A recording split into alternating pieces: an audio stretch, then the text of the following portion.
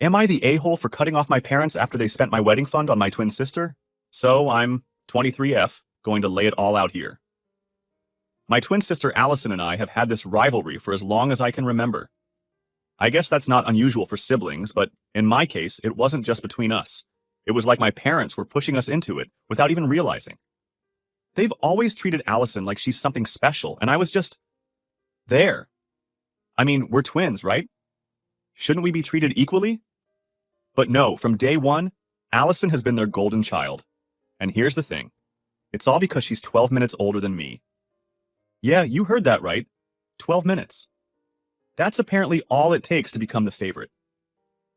Growing up, it was always about her.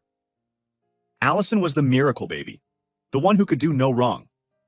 I wasn't a bad kid or anything, but no matter what I did, she always got the praise. If she got a C on a test, it was like, oh, honey, you tried your best. But when I got an A, barely a nod. I remember this one time in elementary school, I won this big award for a science fair project I worked my butt off for. I stayed up late, made this whole volcano thing with smoke and lava. Okay, it was baking soda and vinegar, but you get the point. And when I showed my parents the ribbon, they were like, that's nice, but Allison had a tough day. Can we talk about this later? I didn't even bother showing them awards after that. The worst part is, they didn't even hide it. They acted like it was normal to treat us so differently. My dad used to joke about how Allison was their firstborn, and even though we're twins, that 12 minutes somehow made her the older sister. It drove me nuts. I remember getting so frustrated when we were kids.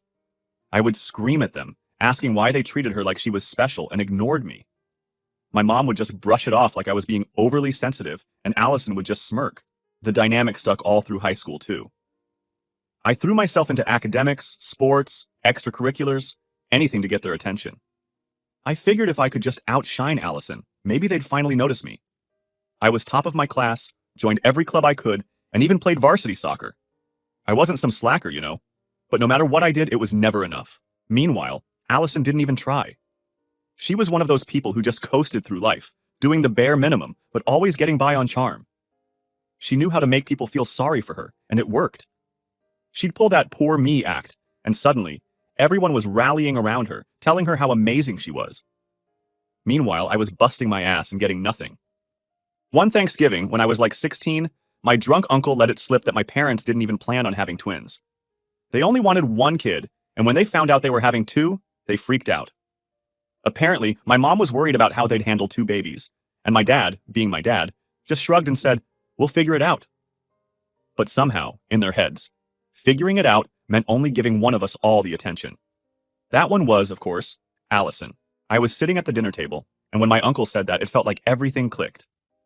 All those years of wondering why they didn't care about my accomplishments, it all made sense. I wasn't the child they wanted. Allison was. I think that was the moment I gave up trying to win them over. I stopped caring about what they thought of me and focused on myself. After high school, I got accepted into a top business school on a full scholarship. I was the valedictorian of my class. Allison, on the other hand, barely scraped by and ended up going to some regular college. My graduation was this huge deal for me, like I worked for years to get to that point, and I was so proud of myself. You'd think my parents would have been proud too, right? Nope. They didn't even come to the ceremony. I'll never forget how my mom said, "We can't make it, sweetie. Allison needs us to help her move out of her dorm." It was just another slap in the face, but by that point, I was used to it. Allison always came first. I think deep down, I still hoped they'd wake up and realize how unfair they were being. But that never happened. When we turned 21, Allison had this huge party with all her friends, and my parents paid for everything. Venue, catering, the works. For me? They got me a $50 gift card. I didn't even bother going to her party. It was too much. I couldn't stand to be in the same room as all those people fawning over her while I sat in the corner like an afterthought. At that point, we were both living at home again. Allison had graduated, but she couldn't find a job, so she was basically just hanging around the house, doing nothing. Meanwhile, I was interning at this big firm, working my butt off and planning for my future. But my parents didn't care about that. They were more worried about Allison's job search than my actual career. The breaking point for me was when I found out about the wedding fund. My grandma, God bless her, left both me and Allison money for our weddings when she passed. She made sure we each got the same amount because she knew how my parents treated us. But what did my parents do? They spent my share on Allison's wedding. They used my inheritance, the money that was supposed to be for my future, on her. I didn't find out until that Thanksgiving dinner when my uncle spilled the beans. He was drunk, going on and on about how expensive Allison's wedding had been, and how my parents had to dip into both of our wedding funds to cover it. I was furious. They didn't even ask me. They just spent my money on Allison like I didn't matter. The next day, I confronted my parents about it. I thought maybe they'd apologize or offer to make it right. Instead, they just shrugged and said they'd pay me back eventually. They didn't seem to understand why I was so upset. My dad actually said, "Well, Allison needed it more. You're more responsible. You'll figure it out." When I heard him say that, I was done. I didn't even think twice about packing my stuff and getting out of there. I didn't make some dramatic exit or anything, but it was clear I wasn't going to stay in a house where I was treated like I didn't matter. I just wanted to disappear from their lives like they'd always done to me. I'd been holding on for so long, hoping they'd realize what they were doing. But it was obvious that wasn't going to happen. It was time for me to move on. I remember the day I left so clearly. I was sitting in my room, staring at the walls, wondering how things got this bad. I had this old suitcase from high school, and I started throwing clothes in it. I didn't take much, just the essentials. The funny part is, no one even noticed. My parents were downstairs, probably talking about Allison or whatever. I don't know if they assumed I was just going out for the day or what, but no one asked where I was going. Not a word. I packed up and left while they were still inside, completely clueless. It felt weird, like I was sneaking out, but at the same time, I felt so relieved. I wasn't angry anymore, just tired of it all. Tired of being ignored, tired of pretending everything was okay when it clearly wasn't. I was ready to be done with them, with the constant favoritism and all the baggage that came with it. I didn't have a solid plan at first. Luckily, I had some good friends who were willing to let me crash at their place for a while. It wasn't ideal, but I knew it wouldn't be for long. The internship I was doing at the time had hinted at offering me a full-time position, so I wasn't too worried about figuring things out. I knew I'd land on my feet eventually, and honestly, that was more than I could say for Allison. Living with friends was actually a breath of fresh air. They treated me like I mattered, which was something I hadn't felt in a long time. We'd hang out after work, watch movies, grab food, all the stuff I should have been doing with my family but never did. I guess being around people who actually cared made me realize how messed up things had been with my parents. One night, after we'd ordered pizza and were just lounging on the couch, one of my friends asked about my parents. I hadn't really talked about the situation much. I mean, I'd mentioned the basics, like how I wasn't close to them, but I hadn't gone into detail. I wasn't ready to unpack all the crap with Allison, the wedding fund, and everything else that led up to me leaving. But that night, it all just sort of spilled out. I told them everything. How my parents had always favored Allison. How they'd spent my wedding money on her. How they hadn't even bothered to ask if I was okay when I moved out. The more I talked, the more I realized just how badly it had affected me. My friends were shocked. They couldn't believe how blatant the favoritism was. One of them said, "Man, no wonder you left. That's messed up." And hearing someone else say it out loud made me feel validated, like I wasn't overreacting or being too sensitive. It was a messed up situation, and leaving was the best thing I could have done. After a couple of weeks staying with my friends, things started looking up. My internship offered me the full-time position I'd been hoping for, which meant I could finally afford my own place. It was a modest apartment, nothing fancy, but it was mine. I was proud of it, especially because I'd earned it all on my own. No handouts, no help from my parents, just me working hard and making it happen. The day I moved into my new apartment was one of the best days of my life. I remember standing in the empty living room, looking around at the bare walls and thinking, this is it. I did this. It felt like a fresh start, a clean break from everything that had happened with my family. For the first time in a long time, I felt hopeful. I settled into my new life pretty quickly. Work was going great, and I was finally feeling like I had control over my own future. No more competing with Allison for attention, no more worrying about what my parents thought of me. It was just me, living my life the way I wanted to. And honestly, it was a huge relief. Of course, there were times when I'd think about my family. I wasn't completely heartless. I'd wonder how they were doing, if they ever thought about me. But every time I got close to picking up the phone, I'd stop myself. What would be the point? I knew they hadn't changed, and I wasn't ready to go back to the way things were. Not after everything they'd put me through. Then came my birthday. It was my first birthday since moving out, and part of me hoped, just a tiny part, that they'd reach out. Maybe they'd call. Maybe they'd finally realize they'd messed up and try to make things right. But when the day came, the only call I got from them was about a plumbing issue at the house. They didn't even wish me a happy birthday. I guess that was when it really hit me. They didn't care. Not about me, not about what I'd been through. To them, I was just someone who could fix their problems when they needed help. That's all I'd ever been. Someone they could rely on when it was convenient for them, but never someone they actually cared about. After that, I made a promise to myself. I wasn't going to let them drag me down anymore. I'd done fine without them, and I would continue to do fine on my own. I had my friends, my job, my apartment, everything I needed. And I didn't need their approval to feel good about my life. I was better off without them. After a couple of months in my new apartment, things were finally falling into place. I was getting used to living on my own, and work was going well. I was still in that stage where every little thing felt like an achievement. Paying bills, furnishing my place, just having my own space to come back to at the end of the day. It wasn't the fanciest place, but it was mine. For once, I felt in control of my life. I hadn't spoken to my parents since I left. It wasn't like I was avoiding them, but I also wasn't going out of my way to reconnect either. They hadn't reached out, so I figured they were fine with things being the way they were. Honestly, I didn't miss them. Not really. Sure, there were moments where I'd wonder how they were doing or if they thought about me, but it wasn't like I was sitting around waiting for a call from them. And then, one day, I got that call. Except it wasn't from them. It was from my uncle. I hadn't heard from him in years, so when I saw his name pop up on my phone, I almost didn't answer. But curiosity got the better of me, and I picked up. "Hey, it's Uncle Greg," he started, his voice a little shaky. I could tell right away something was up. He's usually the kind of guy who's always upbeat, even when things aren't going great. "I need to talk to you about your parents." My stomach dropped. I didn't know what to expect, but I knew it wasn't going to be good. "What's going on?" I asked, trying to keep my voice steady. "They've been in an accident," he said.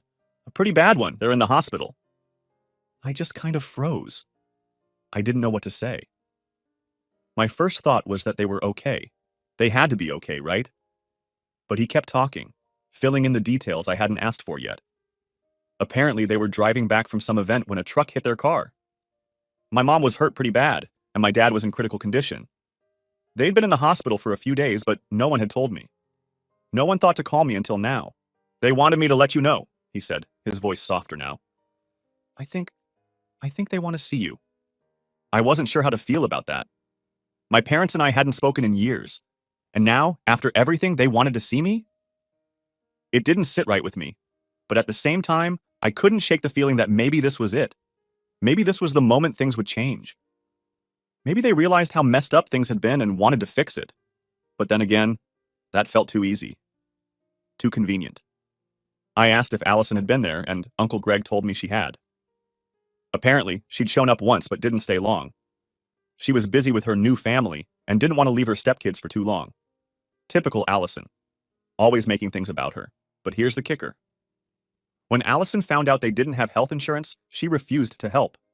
She didn't want to ask her rich husband for money so soon after the wedding, and she definitely didn't want to deal with the bills herself. So my parents were stuck. They had no savings, no insurance, and now they were reaching out to me to cover their medical expenses. The more Uncle Greg talked, the angrier I got. It wasn't like I wished anything bad on my parents, but this was the first time they'd tried to contact me in 2 years. And it wasn't to apologize or make amends. It was because they needed money. After everything they'd done, spending my wedding fund, ignoring me, favoring Allison, they had the audacity to ask me for help. I didn't know what to say. Part of me felt guilty for even thinking about saying no. I mean, they were my parents, right? But at the same time, I couldn't just forget everything that had happened. They hadn't cared about me for years, and now they wanted me to swoop in and save them when things went south? I don't know what to do, I finally said. It wasn't a lie, I really didn't know. Uncle Greg was quiet for a moment before he spoke again. "I get it," he said. "I know things haven't been easy between you and your parents, but they're in a tough spot right now. Just think about it, okay?" I told him I would, but the second I hung up, I felt like I'd been sucker punched. It felt like no matter how far I'd come, no matter how much I distanced myself from them, they still had this way of pulling me back into their mess. I didn't want to be the bad guy here, but I also didn't want to be the one they only turned to when they needed something. For the next couple of days, I went back and forth on what to do. Should I help them out? Should I visit them at the hospital? Was this some kind of test, or were they really just that desperate? I tried to put myself in their shoes. But it was hard. If it had been the other way around, would they have helped me?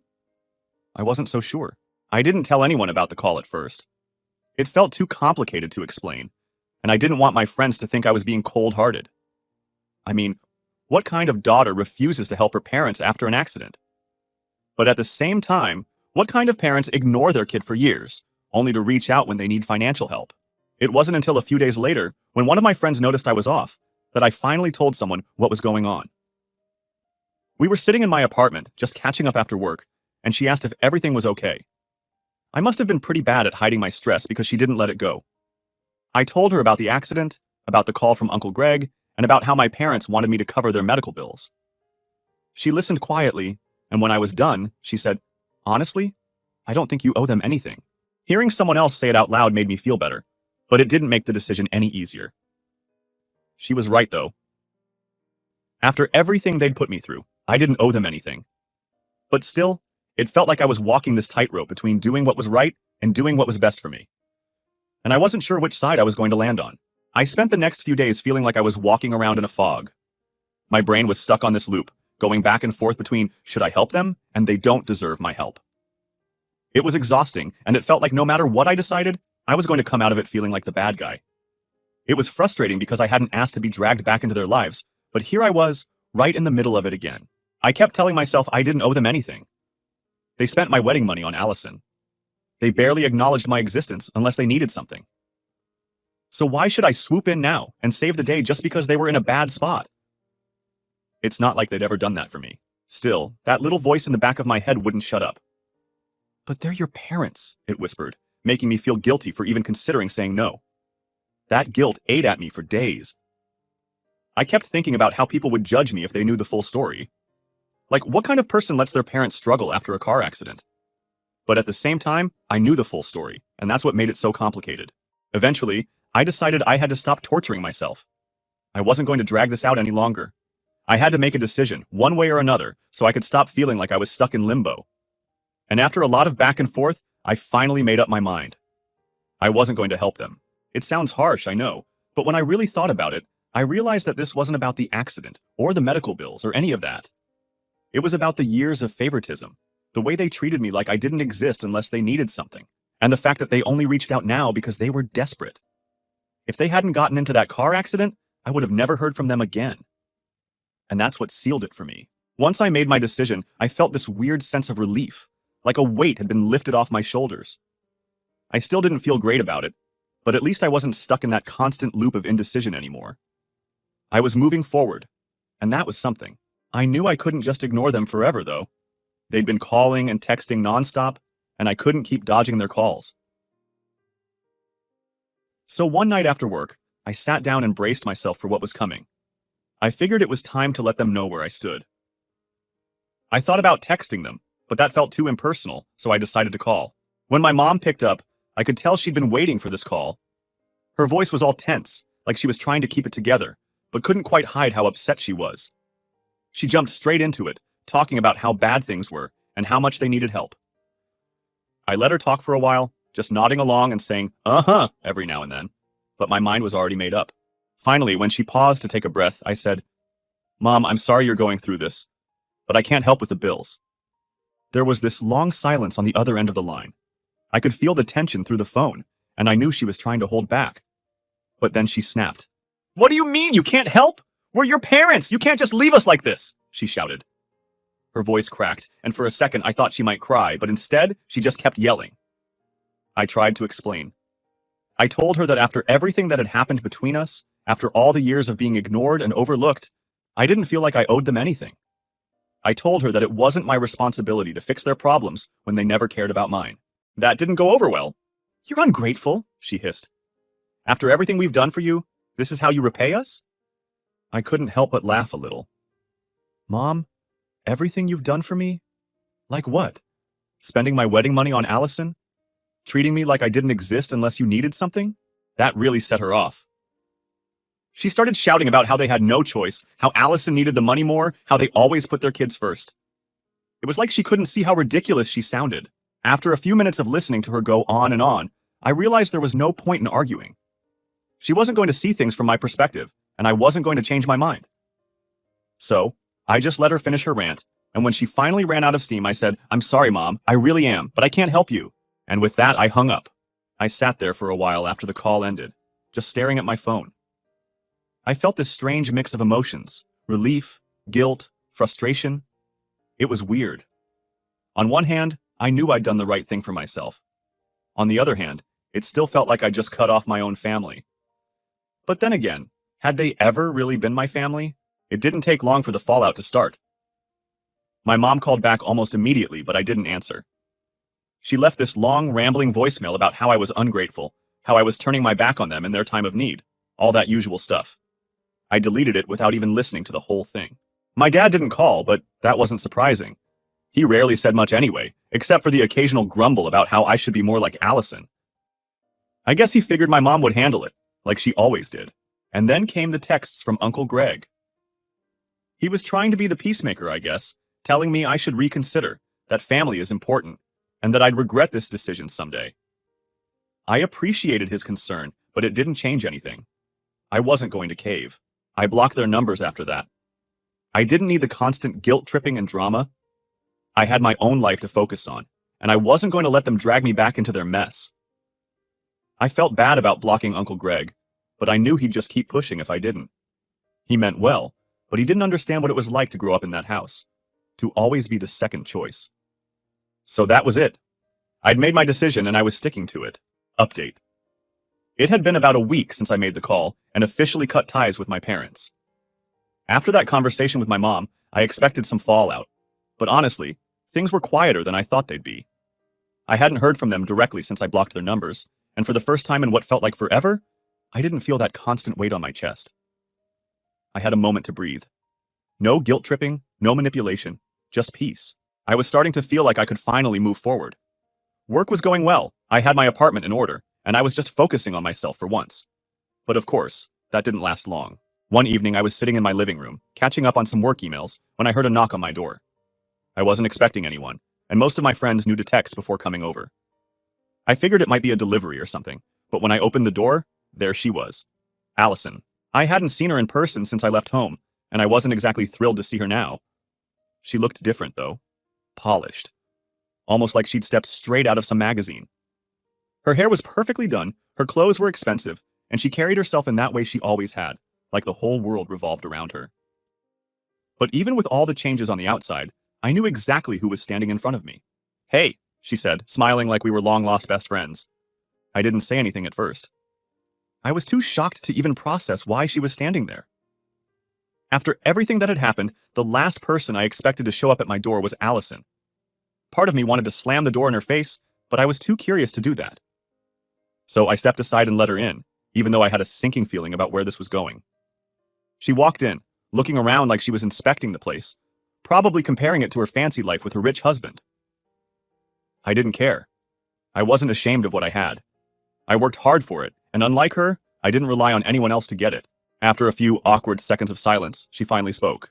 "I wanted to talk to you about Mom and Dad," she said, as if that was supposed to surprise me. Of course, she wanted to talk about them. Why else would she show up out of nowhere? But instead of jumping straight into it, she started talking about her life. Her husband, her stepkids, how great everything was for her. It was like she couldn't help but brag about how perfect things were going for her, even when she was supposed to be there for something serious. I stood there listening, nodding along, but I wasn't really paying attention. My mind was already 2 steps ahead, waiting for her to get to the point. I knew what this was. Allison wasn't here out of the goodness of her heart. She never was. After what felt like forever, she finally said, "Mom and Dad are still really struggling, you know. They've been in a lot of pain, and they need help." I just stared at her. I wasn't sure what she expected me to say. Did she think I was going to change my mind because she showed up at my door and threw some guilt at me? If anything, it made me even more annoyed.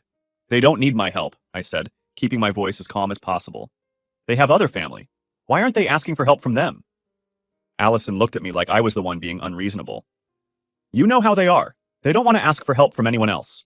That's when I realized what this was really about. It wasn't just about our parents. Allison didn't want to deal with them either. She came to me because she wanted to pass the responsibility onto someone else. Me. Typical. "They already asked me," I said, trying to keep my cool, and I told them no. Allison's face changed, Her smile faded, and she looked at me like I'd just said something unforgivable. You told them no? They're our parents and they're in the hospital, and you just said no? I could feel the anger bubbling up, but I didn't want to give her the satisfaction of seeing me lose it. Yeah, Allison, I told them no. After everything they've done to me, after ignoring me for years, they only reached out because they needed money. I don't owe them anything. She opened her mouth like she was about to argue, but I cut her off before she could even start. You don't get it, Allison. You've always been their favorite. You've always had everything handed to you. But me? I had to fight for everything. And now that they're in trouble, they think they can just come to me and I'll fix it? No. That's not how it works. Allison just stood there, staring at me like she couldn't believe what she was hearing. I guess she wasn't used to me standing up for myself, but I was done playing that game. I came here because they need you, she finally said, her voice quieter now. They don't have anyone else. I shook my head. They have you. You're their favorite. You've always been their priority. So why don't you help them? That's when Allison's face twisted into something bitter. I have my own family now. I can't be running back and forth between them and my husband and stepkids. I have responsibilities. There it was. The real reason she was here. It wasn't about helping our parents. It was about making sure she didn't have to be the one to do it. I didn't even have to think about my answer. Then you understand why I said no. Allison didn't have a response to that. She just stared at me, probably trying to figure out how to manipulate the situation in her favor. But I wasn't falling for it anymore. Not this time. She stood there for a few more seconds before finally saying, I just thought you'd be better than this. I almost laughed at that. Better than this? I was finally standing up for myself and she wanted to make me feel guilty about it? Yeah, well, I said, walking to the door and holding it open. I thought you'd be better than asking me to clean up your mess. Allison didn't say anything as she walked out. She just gave me one last look and then she was gone. I closed the door behind her and let out a long breath. It felt like I'd been holding it in the whole time. I knew it wasn't the last I'd hear from her or my parents, but for now, I was done. They could figure things out without me. For the first time in years, I felt like I was in control. And honestly, it felt pretty damn good. So Reddit, am I the a-hole?